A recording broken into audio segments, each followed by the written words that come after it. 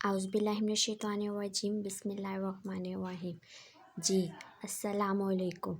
उम्मीद करती हूँ कि आप सब बिल्कुल खैरियत से होंगे। जैसे कि मैंने पिछली वीडियोस में डिस्कस किया टेंसेस के बारे में, हमने प्रेजेंट इंडेफिनिट टेंस रिवाइज़ कर लिया, हमने पास्ट इंडेफिनिट टेंस भी रिवाइज़ कर लिया है। आज हम डिस्कस करेंगे फ्यूचर इंडेफिनिट टेंस।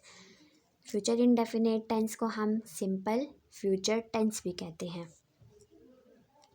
आज हम इसकी आइडेंटिफिकेशन डिस्कस करेंगे, form of verbs, helping verb, structure और कुछ एग्जांपल्स के साथ डिस्कस करेंगे। नाम पढ़कर आपको समझ आ रही होगी कि फ्यूचर की बात हो रही है। Future indefinite tense. फ्यूचर का मतलब क्या है? मुस्तकबिल। मुस्तकबिल कौन सा होता है? आने वाला कल। पास्ट जो होता है वो गुजरा हुआ कल है, और फ्यूचर जो होता है वो आने वाला कल होता है। टेंस होता है ज़माना। तो फ्यूचर इंडेफिनिट टेंस को हम ऐसे डिस्क्राइब करेंगे कि an action that will take place in the upcoming time और इन द फ्यूचर। तो इसकी आइडेंटिफिकेशन सबसे पहले देख लेते हैं कि आइडेंटिफिकेशन इन उर्दू के उर्दू में उर्दू सेंटेंस के पहचान हम कैसे करेंगे। उर्दू सेंटेंस के आखिर में अगर इधर मैं साथ साथ लिखती जाती हूँ, गा, गी और गे आएंगे तो हम कहेंगे कि ये फ्यूचर इंडेफिनिट टेंस है। जैसे कि वो कल आएगी, वो मुझे ख़त लिखेगा, या हम कल किताबें ख़रीदने जाएंगे, वगैरह वगैरह। कुछ बाद में हम एग्जांपल्स को डिस्कस कर लेंगे। अभी आइडेंटिफिकेशन देख लेते हैं इन इंग्लिश सेंटेंसेस में हम इसको फ्यूचर इंडेफिनिट टेंस को कैसे देखेंगे, कैसे हमें पता चलेगा कि ये फ्यूचर इंडेफिनिट टेंस है। तो इन इंग्लिश में अगर किसी भी सेंटेंस के मिडल में या शुरू में विल और शैल लगा होगा तो हम कहेंगे ये फ्यूचर इंडेफिनिट टेंस है। बात समझ आ रही है आप सबको? इन इंग्लिश हम देखेंगे कि किसी सेंटेंस के मिडल में या शुरू में विल और शैल लगा होगा तो वो फ्यूचर इंडेफिनिट टेंस होगा, और उर्दू में अगर किसी सेंटेंस के किसी जुमले के आखिर में गा, गी और गे होंगे तो वो फ्यूचर इंडेफिनिट टेंस होगा। तो इसमें देखते हैं कि फॉर्म ऑफ वर्ब कौन सी यूज़ होती है। फॉर्म ऑफ वर्ब यूज़ होती है first form of verb use होती है यहाँ पर। पास्ट इंडेफिनिट टेंस में सेकंड होती है, और बाकी दोनों इंडेफिनिट टेंसेस में first form of verb use होती हैं। अब इसके हेल्पिंग वर्ब देख लेते हैं। हेल्पिंग वर्ब जैसे कि अगर इंग्लिश में सेंटेंसेस में विल शैल आएगा तो इसके हेल्पिंग वर्ब्स भी विल और शैल ही होंगे, विल और शैल ही होंगे। अब देखते हैं कि विल शैल हम कहाँ कहाँ यूज़ कर सकते हैं। शैल जो है हम यूज़ करते हैं आई और यू के साथ, आई, यू और वी के साथ हम शैल यूज़ करते हैं। बाकी जो विल होता है वो हम यूज़ करते हैं ही के साथ कर सकते हैं, शी, इट, दे, कोई भी सब्जेक्ट हो। बाकी जो सब्जेक्ट्स बच जाते हैं उसके साथ हम विल यूज़ करते हैं। और जो अगर जो शैल है हम उसको कभी डिटर्मिनेशन और प्रॉमिस हो तो हम वहाँ भी विल इस्तेमाल कर सकते हैं शैल की जगह पर। तो आगे आते हैं स्ट्रक्चर्स, सेंटेंस के स्ट्रक्चर्स। सबसे पहले है affirmative sentence structure, negative sentence structure और इंट्रोगेटिव सेंटेंस स्ट्रक्चर। सबसे पहले हम अफर्मेटिव सेंटेंस स्ट्रक्चर को डिस्कस करते हैं। अफर्मेटिव सेंटेंस स्ट्रक्चर के फर्स्ट में हमेशा सब्जेक्ट आता है, विल और शैल हेल्पिंग वर्ब्स आएंगे, फिर फर्स्ट फॉर्म ऑफ वर्ब आएगी और फिर ऑब्जेक्ट आएगा। नेगेटिव सेंटेंस में सब्जेक्ट आएगा, helping verb, will, shell plus not. Negative sentence की बात हो रही है तो नॉट तो मस्ट है। First form of verb plus object. आगे है जी interrogative sentence structure. Helping verb आएगा सबसे पहले विल और शैल प्लस सब्जेक्ट। क्वेश्चंस की बात हो रही है, क्वेश्चंस में सबसे पहले विल शैल मतलब कि हेल्पिंग वर्ब्स फर्स्ट पे आते हैं, फिर सब्जेक्ट आता है, फिर first form of verb plus object और प्लस क्वेश्चन मार्क। यहाँ तक स्ट्रक्चर्स हो गए। अब आगे हम एग्जांपल्स को डिस्कस करते हैं। कुछ एग्जांपल्स मैंने लिखी हैं तो फ़िलहाल उन्हीं को भी डिस्कस करते हैं।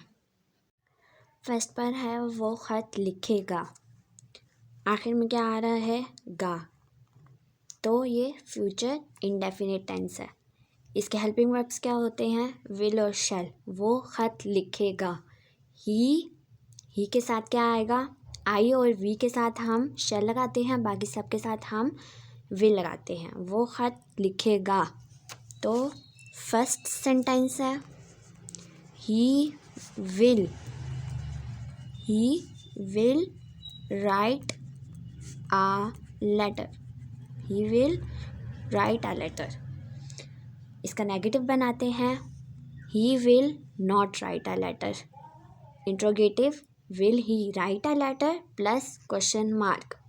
क्वेश्चन मार्क मत भूलिएगा, क्वेश्चन मार्क बहुत ज़रूरी है। आगे है वो कल आएगी, वो कल आएगी। फीमेल की बात हो रही है तो शी लगाते हैं हम।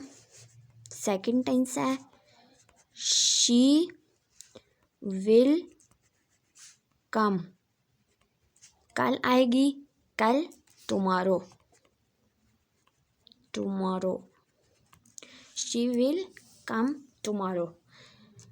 टुमारो हम आने वाले कल के लिए यूज़ करते हैं और जो यस्टरडे होता है वो हम गुजरे हुए कल के लिए इस्तेमाल करते हैं। बात हमेशा याद रखनी है टुमारो और यस्टरडे में। She will not come tomorrow, will she come tomorrow question mark. आगे है थर्ड सेंटेंस।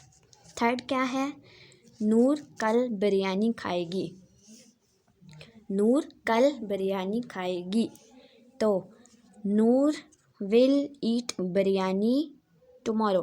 कल की बात हो रही है तो टुमारो आएगा। Noor will eat biryani tomorrow, Noor will eat biryani tomorrow. आगे है जी 4, कुछ तलबा बाकायदा काम नहीं करेंगे। कुछ तलबा सम स्टूडेंट्स बाकायदा काम नहीं करेंगे। फ्यूचर इंडेफिनिट टेंस की एग्जांपल है तो some students will not do their, नहीं करेंगे will not do their work regularly. कुछ तलबा बाकायदा काम नहीं करेंगे। सम स्टूडेंट्स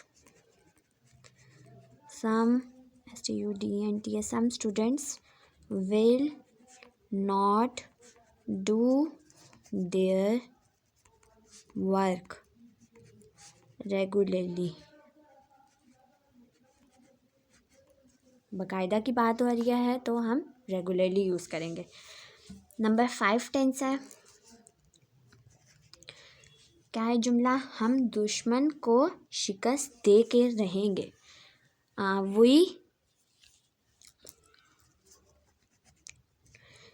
इसमें बात हो रही है एक डिटर्मिनेशन या एक प्रॉमिस मैंने बताया था कि शल उसके साथ होगा तो हम विल भी यूज़ कर सकते हैं। तो हम दुश्मन को शिकस्त दे के रहेंगे। इसमें हम यूँ भी कर सकते हैं कि we will defeat the enemy, we will defeat the enemy. Enemy हम दुश्मन को कहते हैं। We will not defeat the enemy, will we defeat the enemy plus question mark. आगे आता है जी नंबर 6 सेंटेंस। नंबर 6 क्या है मैं उसे माफ़ नहीं करूँगी, मैं उसे माफ़ नहीं करूँगी, तो आई शैल नॉट फॉरगिव हर। हर और हिम दोनों हम इस्तेमाल कर सकते हैं। आई शैल नॉट फॉरगिव हर। मैं उसे माफ़ नहीं करूँगी। आई शैल नॉट फॉरगिव हर। आगे है 7th सेंटेंस, हम किताबें ख़रीदेंगे। We shell. वी शैल, शैल हमने आई और वी के साथ इस्तेमाल करना है। We shall buy the, B U buy the books. We shall buy the books, हम किताबें ख़रीदेंगे। We shall buy the books, किताबें हैं तो बुक्स होगा। We shall not buy the books, shall we buy the books plus question mark. ये कुछ tenses हैं, अगर आपने नोट करने हैं अपनी कॉपीज़ पर तो जल्दी से कर लीजिए मेरी वीडियो को पॉज करके। उम्मीद करती हूँ कि आज का टेंस आप सबको समझ आया होगा। आज था हमारा फ्यूचर इंडेफिनिट टेंस।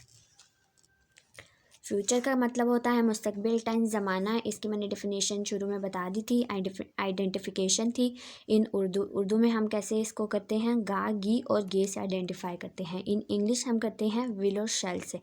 आगे हमने कुछ फॉर्म ऑफ वर्ब पढ़ी थी। फॉर्म ऑफ वर्ब कौन सी यूज़ होती है? First form of verb helping verb will और शैल। विल हम he she it you they them सबके साथ इस्तेमाल करते हैं, एक्सेट्रा लिखा हुआ है साथ में। शैल हम यूज़ करते हैं आई और वी के साथ। आगे हमने स्ट्रक्चर्स पढ़े हैं, अफर्मेटिव सेंटेंस का स्ट्रक्चर, नेगेटिव और इंट्रोगेटिव सेंटेंस स्ट्रक्चर्स पढ़े हैं, कुछ साथ में एग्जांपल्स पढ़ी हैं। ये रही एग्जांपल्स। उम्मीद करती हूँ कि आप सबको मेरा आज का लेक्चर बिल्कुल ठीक से, बिल्कुल अच्छे से समझ आया होगा। इंडेफिनिट टेंसेस हमने रिवाइज़ कर लिए हैं, आगे हम कॉन्टीन्यूस टेंसेस को रिवाइज़ करेंगे। तब तक के लिए अपना ख्याल रखिएगा और दुआओं में मुझे याद रखिएगा। अगर हो सके तो मेरी वीडियोस को लाइक करना, कमेंट करना, मेरे चैनल को सब्सक्राइब करना और शेयर करना अपने फ्रेंड्स के साथ, ताकि वो भी अपना एग्ज़ाम्स में 99% दे सके। और आप सबका बहुत बहुत शुक्रिया, आपने मेरी वीडियो को एंड तक देखा।